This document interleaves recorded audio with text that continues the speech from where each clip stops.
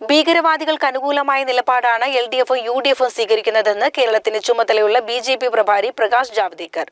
Malappuram press ക്ലബ്ബിൽ meet the leader പരിപാടിയിൽ സംസാരിക്കുകയായിരുന്നു അദ്ദേഹം.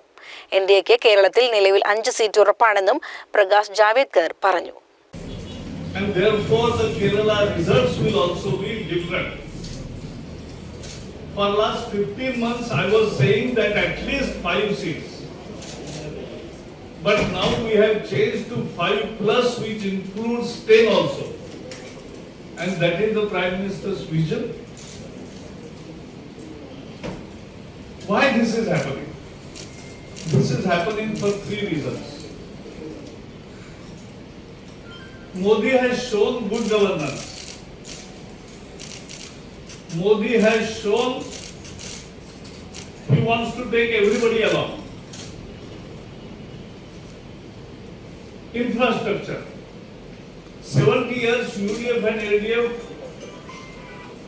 were in power here and in center for major period.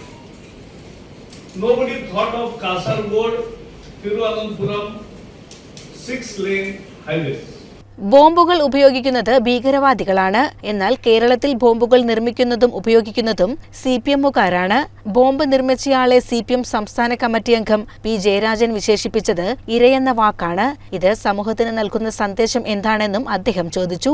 Congress വിജയിച്ചാൽ ഭീകര സംഘടനയായ PFIയുടെ നിരോധനം നീക്കാമെന്ന SDPIക്ക് ഉറപ്പു നൽകിയിരിക്കുന്നുവെന്നും അദ്ദേഹം വ്യക്തമാക്കി.